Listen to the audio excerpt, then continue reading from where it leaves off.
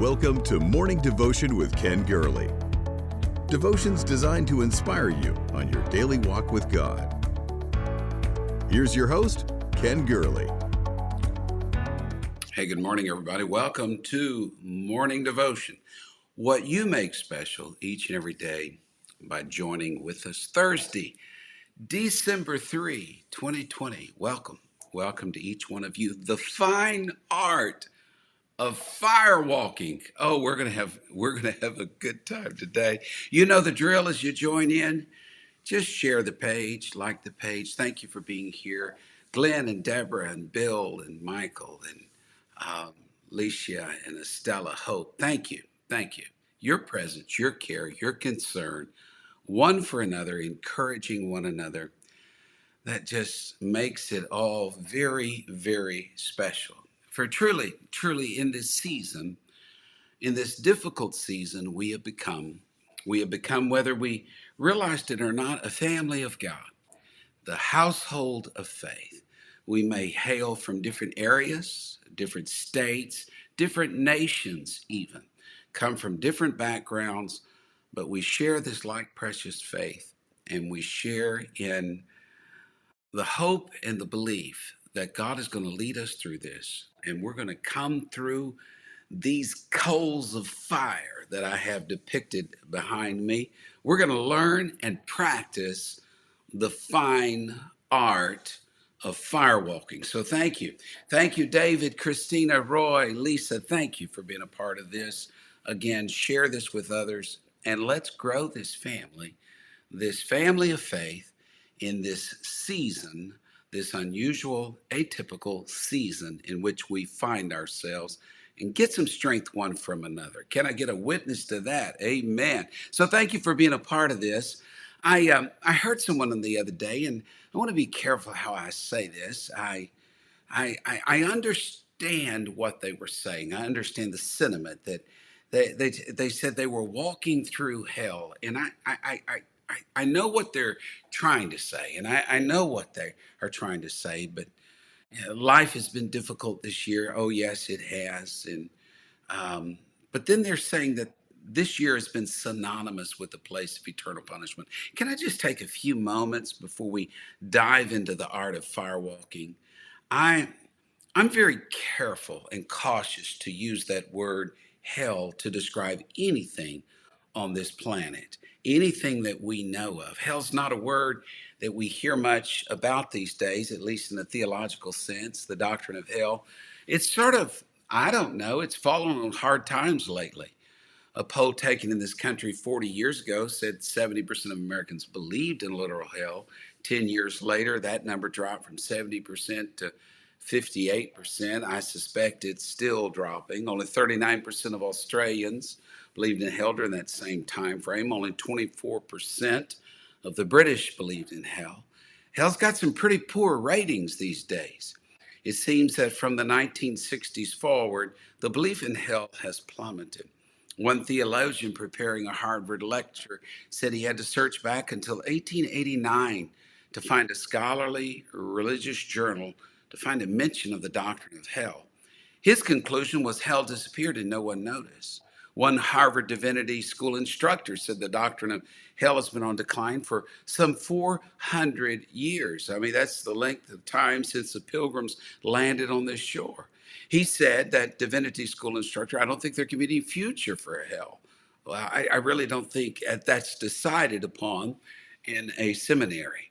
A few years ago, I did buy a single volume systematic theology book, totaled over 800 pages, searched through the entire book and could find only 8 sentences about the subject of hell. 8 lines about eternity for the lost, and not many more about the future state of the righteous. May God help us. May God help us. We use the word hell so flippantly to describe what we're going through, and I just believe that we're losing sight of the eternal destiny. Broad is the path, and many there be that go in thereat, that we can't lose sight of that fact, even in this day, in this difficult day. One preacher recently said he had great difficult find difficulty finding any well-written books about the subject of hell. Finally went to a theological school library, found a single volume on the subject hidden amongst tens of thousands of books. The book had only been checked out twice in the past 50 years. Another preacher went into a Christian bookstore and asked for a book on the subject. The proprietor was very honest. He said, I had one, sat on the shelf for many, many years. No one wanted, so I finally just gave it away. Hell, the subject nobody wants. And the world has placed hell on its deathbed. The word itself, however, oh my, it's used so frequently. Second World War, George Patton called his Second Armored Division Hell on Wheels. 1990, near Chattanooga, Tennessee, 75 vehicles involved in a pileup. One fireman called it 3 miles of hell. First night of the Persian Gulf War, CNN reporter Bernard Shaw called the Allied bombing of Baghdad the center of hell. It's so common to describe in this day and age any form of adversity as being hell. A man with Parkinson's disease called it hell to live with. Another man called prison sheer hell.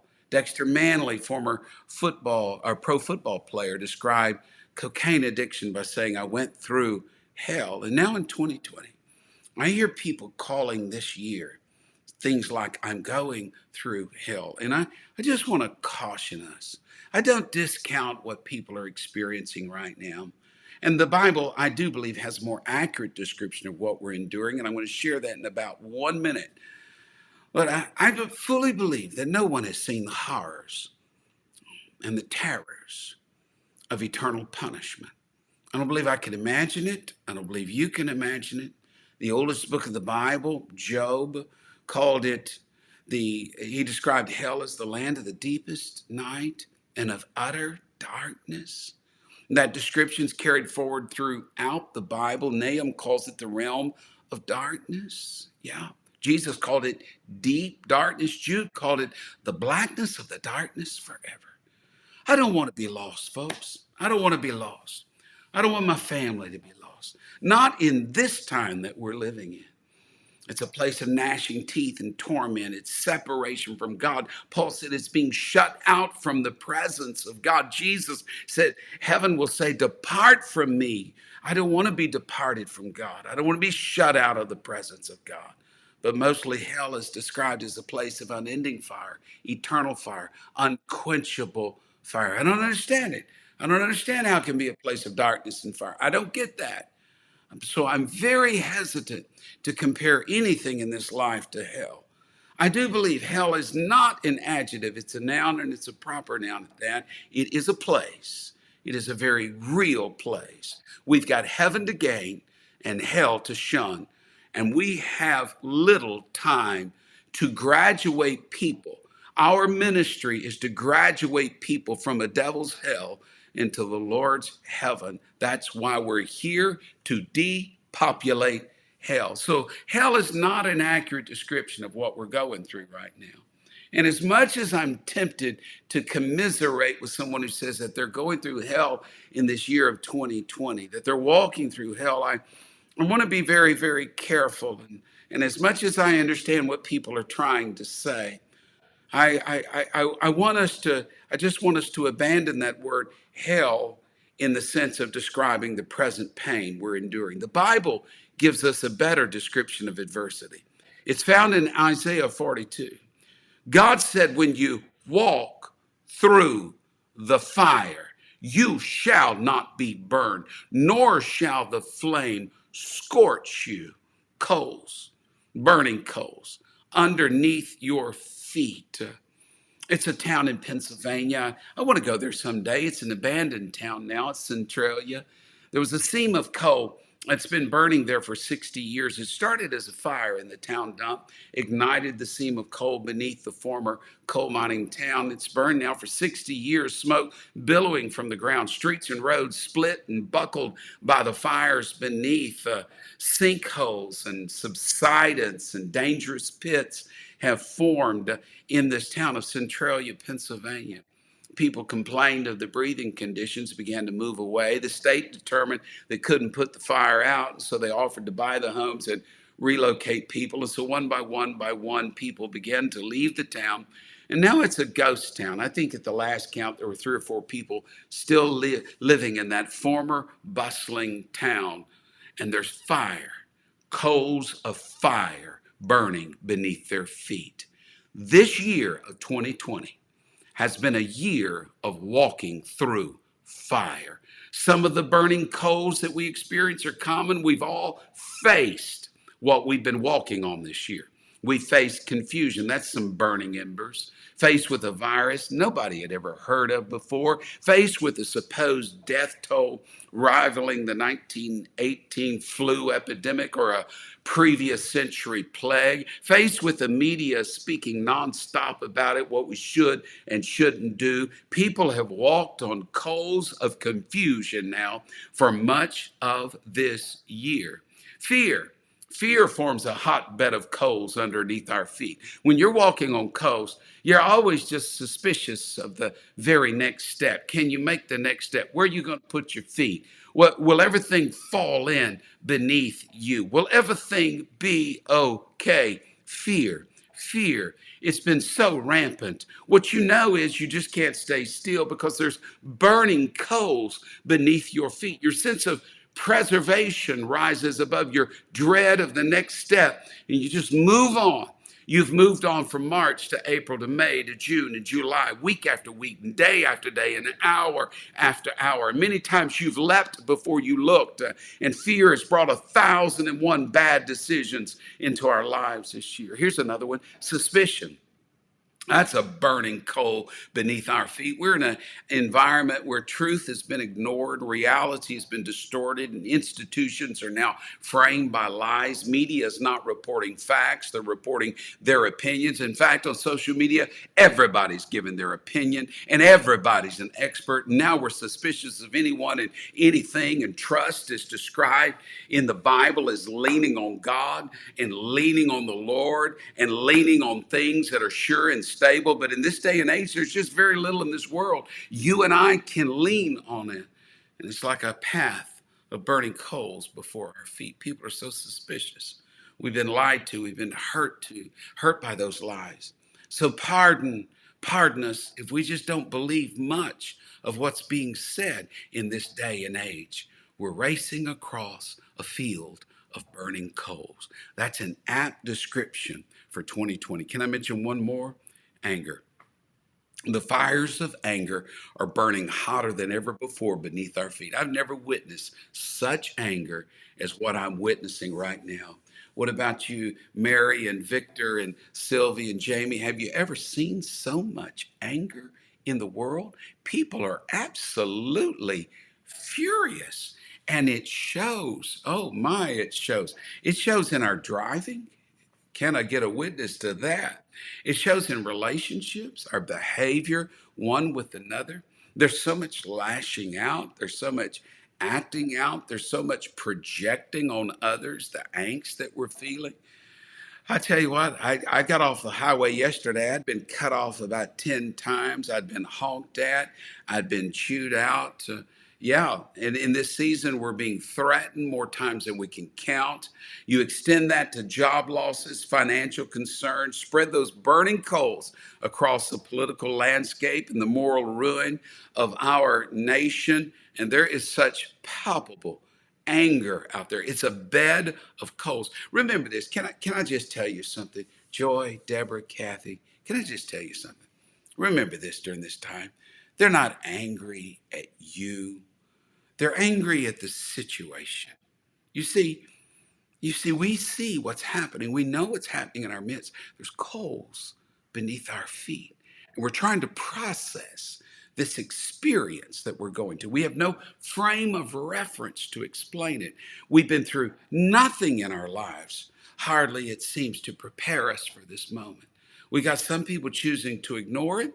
We got some people choosing to hide from it. We got a lot of people just angry. We got some people suffering. But Isaiah promised, when you walk through the fire, he did not say, if you walk through the fire. He said, when. You better learn the fine art of firewalking. He said, when you walk through the fire. I began the book, The Point of Low Points, with the sentence, humanity and adversity are synonyms. You and I are going to experience heartache. We're going to experience setbacks. We will hurt until we don't think we can hurt anymore. And we will cry until we believe there are absolutely no tears left to cry. God said, I'm taking my people to a land of hills and valleys. You're going to have some high moments. You're going to have some low moments. You're going to go through some tough times. Yours will not always be a primrose path. You're going to experience burning coals beneath your feet. Hesiod, the great Greek poet, lived 700 years before Christ. He once said, badness you can get easily in quantity. The road is smooth and lies close by. But in front of excellence, the immortal gods have put sweat, and long and steep is the way to it, and rough at first. But when you come to the top, then it's easy, even though it's hard. In other words, Hesiod was saying it's the path itself, it's the difficulty, it's the steepness, it's the roughness, it's the extreme temperatures that is bringing something out in us, that draws the best qualities from us. That fire, it does something to us. Do you know that fire is the great antiseptic? The oldest method of sterilizing an object is fire, that in heat, germs, bacteria, viruses, yeah, even the coronavirus can't withstand the heat. It was in 1665, the Black Death, the bubonic plague, had killed tens of thousands of people in London. Anywhere from a fourth to a sixth of the city's population perished because of the Black Death.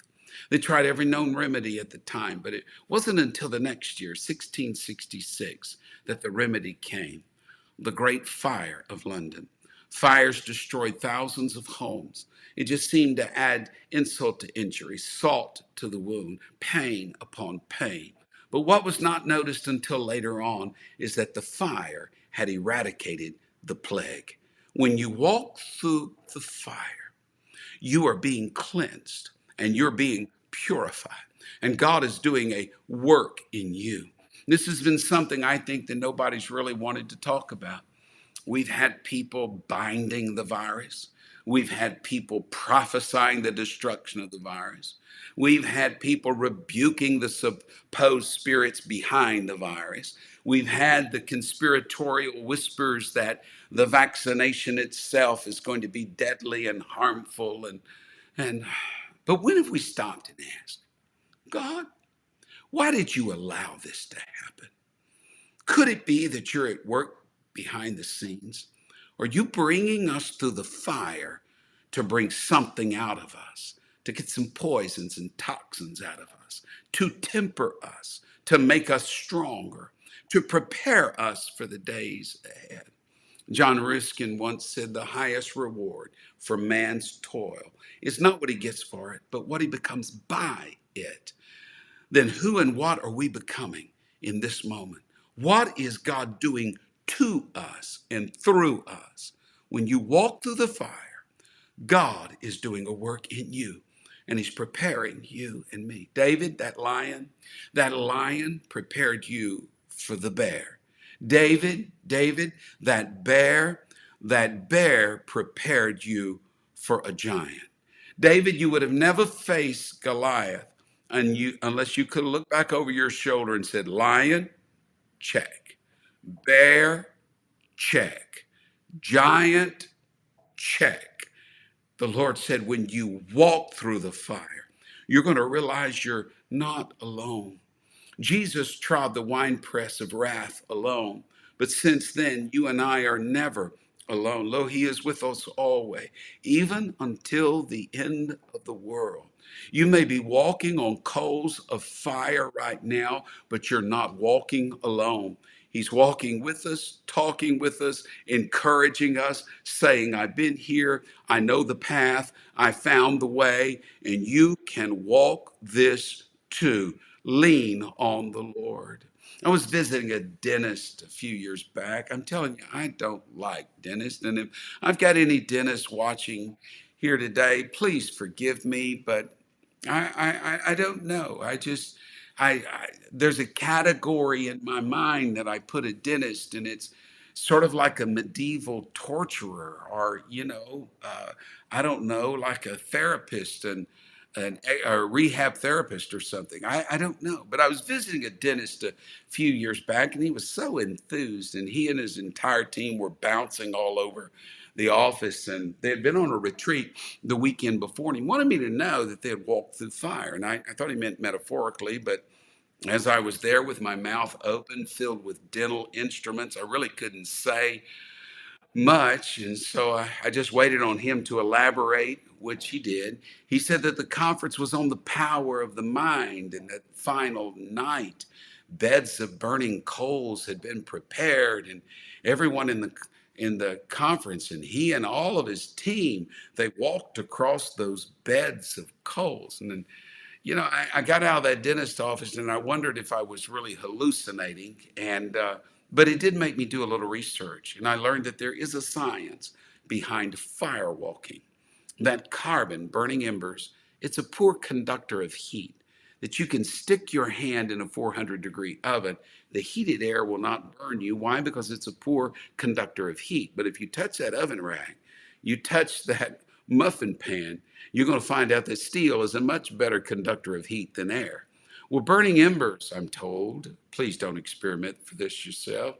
Burning embers, I'm told, don't conduct heat very well. And so-called firewalkers have learned this, that if you move fast and purposefully, you can get through the fire without your feet being burned. I don't want you to take my word for that. In fact, just disregard I said it, because all you and I need in 2020 is yet another catastrophe. But you can brave YouTube and see examples of that, people walking through fire. But we've got a greater promise than the power of the mind. And we've got a greater promise than physics and science. In fact, I'm just pretty much weary of hearing the word science. We've got faith and trust in God. That's practicing the fine art of firewalking. That when you and I walk through fires of adversity, not a brief run over carefully crushed and controlled embers, but when you go through the trial of your life, that He is with you, and you will not be burned, and your clothes will not be singed or scorched, and the smell of smoke, as those three Hebrew children discovered, will not cling to you. That God has enveloped you. You've learned to lean on Him, and that's the fine art of fire walking. I'll never forget. I'll never forget when a nearby church burned to the ground, and I just drove by and I saw the pastor and some of the members standing out in the yard, and I just hopped out of my truck and I just wanted to see if there was something I could do. And I expected to find them discouraged and downhearted. They weren't. I found them in sheer amazement. They were shocked, and what they were pointing at was a collection of Bibles that had been left in the building. And they said, hey, Brother Gurley, the whole building burned down, but these Bibles did not burn. They were dusty. They were covered with soot and ashes, but they were intact. You're going to find that phenomena is common in fires, that Bibles somehow survive. And again, there's physics behind that, but I also see something miraculous in that there is an indestructible word for me and for you, something that's inflammable, something that is fireproof and flame proof. Like those three Hebrew children, that there's someone else in the fire with us. And when we go through the fire, we're going to come out unscathed. 2020 has been a year of burning coals, the year that no one saw coming, even those with 2020 vision. It caught me and you, Barbara and Vicky and Alicia and Deanna, Donna. It caught us unawares, and we couldn't avoid it even if we knew it was coming. We have been walking across coals of fire, seasons of pain and brokenness and struggle. And the earth has crashed beneath our feet, and the skies have fell in on us. But God is with us, and we can walk through that fire. When you pass through the waters, God said, I will be with you. And through the rivers, they shall not overflow you. When you walk through the fire, you shall not be burned, nor shall the flame scorch you. That is the fine art of firewalking. And just believe. I believe that we're going to make it through this time of the year. We're going to see it through. We're going to finish strong. We're going to come out of this better. We're going to come out of this stronger. Bless God, let us come out of this sweeter, sweeter. Oh, bless God. I just believe that. I believe that we're going to come out of this more authentically apostolic than we ever have been. We're going to have better altars. We're going to have greater faith. We're going to have greater strength and confidence in God because we've been trusting in Him with all of our hearts. Thank you. Thank you for being a part of this today. May the Lord be near you, be with you, go with you through today. I look forward to seeing you again tomorrow. Share this with one another, and may the Lord be with you today. Amen. Thank you for listening to Morning Devotion with Ken Gurley. Join us next time for another inspiring devotion. To support this ministry, please visit firstchurch.com/give.